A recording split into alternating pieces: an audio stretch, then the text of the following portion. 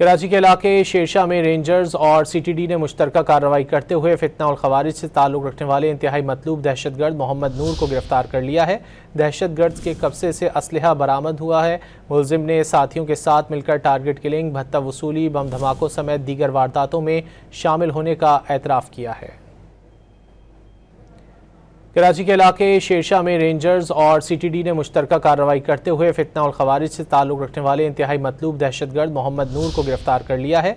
दहशतगर्द के कब्जे से असलहा बरामद हुआ है। मुलजिम ने साथियों के साथ मिलकर टारगेट किलिंग, भत्ता वसूली, बम धमाकों समेत दीगर वारदातों में शामिल होने का एतराफ़ किया है। कराची के इलाके शेरशाह में रेंजर्स और सीटीडी ने मुश्तरका कार्रवाई करते हुए फितना और खवारिज से ताल्लुक़ रखने वाले इंतहाई मतलूब दहशतगर्द मोहम्मद नूर को गिरफ्तार कर लिया है। दहशतगर्द के कब्जे से असलहा बरामद हुआ है। मुलजिम ने साथियों के साथ मिलकर टारगेट किलिंग, भत्ता वसूली, बम धमाकों समेत दीगर वारदातों में शामिल होने का एतराफ़ किया है।